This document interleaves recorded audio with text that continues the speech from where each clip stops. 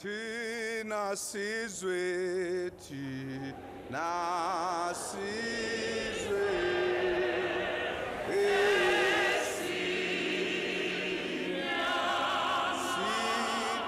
sikhalela, sikhalela, izwe elathathwa.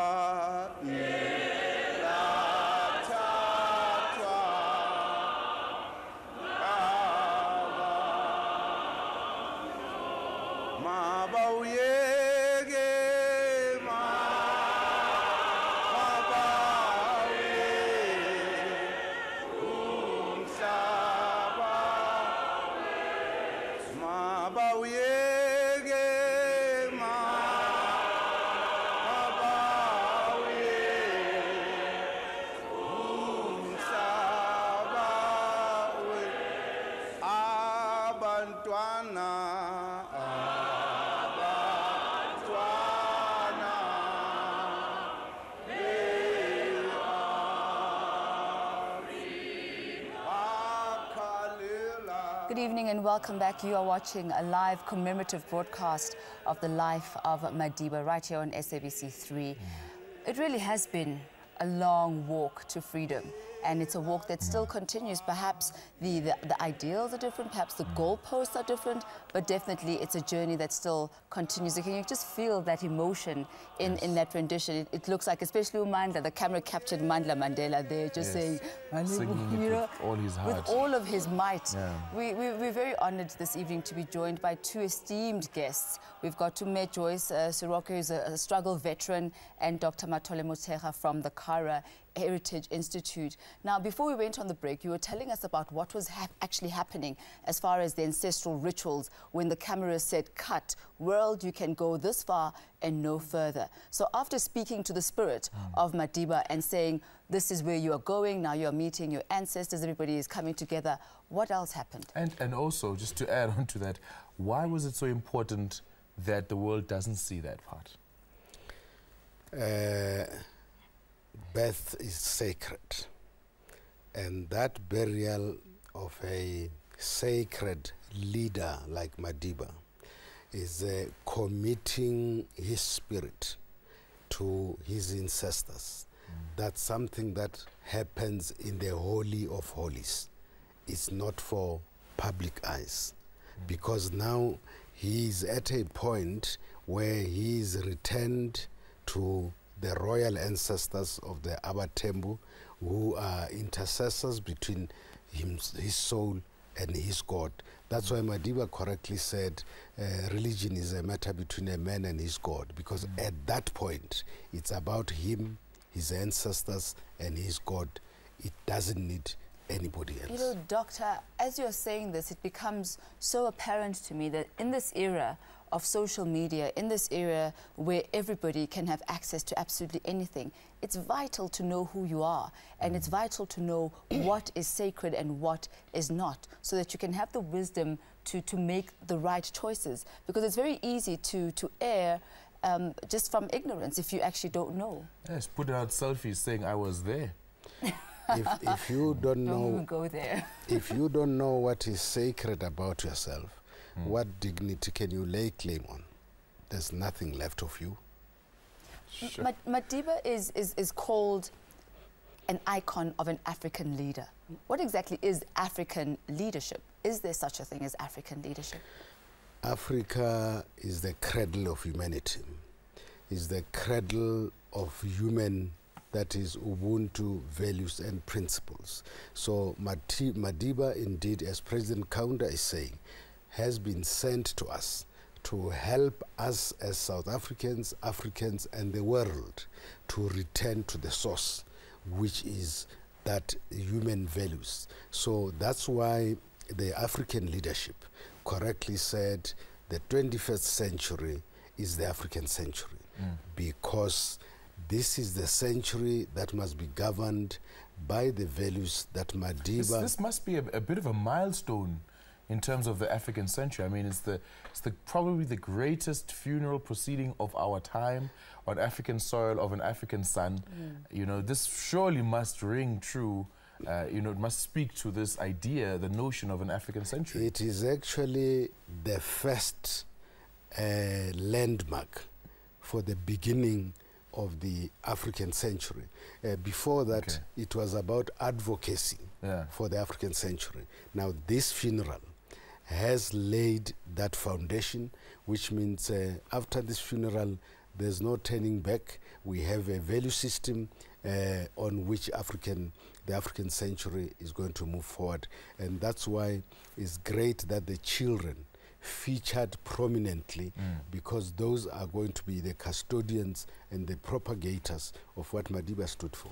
And talking about children, the African Union has actually named this decade the Decade for Women and Children.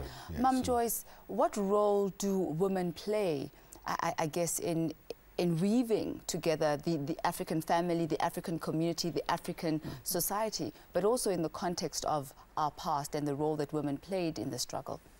Well, the women have a very important role to play, because they are the ones who are always there with the children, from giving birth to them, bringing them up, and nurturing them up. And I think one of the most important roles that the women should have is how we socialize our children. From the time they are young to understand, we should tell them about the different genders. We should tell them the dignity and the respect they should accord to each other, both boys and girls. Because if you look at our history now and this rampant violence and the moral decay and the sexual abuse of children, I think we have lost it somewhere. That link that the mother should be socializing the child to say, these are our traditions. This is how you respect the elders. This is how you respect the people of different sex to yours. And so we should keep on going on and on about this, because we can see that we are losing it. And I think from what Madiba has taught us in the past, because Madiba affirmed women, and he gave them very important positions, decision-making, making decisions. You know, I just want to come in about this particular past that you speak of. Today we saw the president of Malawi. Oh, wasn't she your impressive? namesake? Right? Oh, my namesake, Joyce How Banda. incredible. I was so proud of her. I want to ask you, does she epitomize, you know, the struggle that when you joined that struggle at a young age? Is she the embodiment of the outcome of this struggle? Oh, definitely. By far.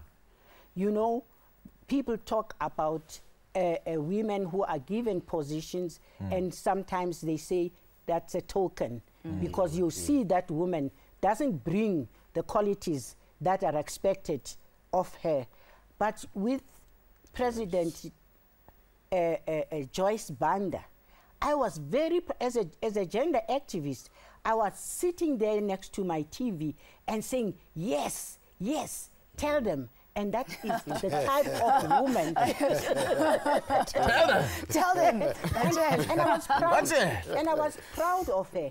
And you know, and when she said, Madiba's taught us the lesson that you must fall in love with your people, and the people will fall in love with you. And please note, Madiba, he says he didn't say you must love. You must fall in love. It is a love affair. There's a relationship. Okay, you know, while while we are trading quotes, let me give you a particular quote. I dream of an Africa that is at peace with itself. How powerful is that? But actually, importantly, Doctor, what does that mean? That's very profound, because if you go back to the words of Langalibulali Dube in 1892, he said that he foresees an Africa that is free, spiritual, humane, caring, and prosperous. And if you can have all those values realized, Africa will be at peace with itself. But at the moment, you still have problems of racism. You still have problems of religious and political intolerance. You have people killing one another because of the beliefs that they have. But Madiba, since he came from prison, he championed the cause of interfaith, saying there are different parts of approaching the one above. But there's no one path that is superior to another or another that is better than another.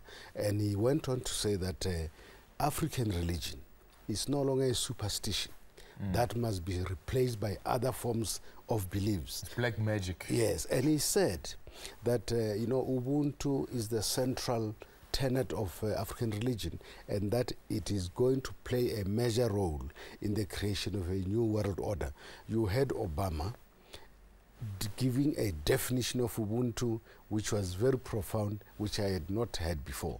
So Madiba has internationalized Ubuntu values and principles. Now, as South Africans, if we all can embrace that wisdom of Madiba, these wars will come to an end. We will all serve others, not ourselves, and Africa will be at peace with itself. Yes. Thank you so much for joining us, the both of you, for your wealth of wisdom and just for sharing this space with us and with the nation. We'll be right back after this break for more introspection, for more enlightenment, for more celebration, for more commemoration on the life of this great son of the soil.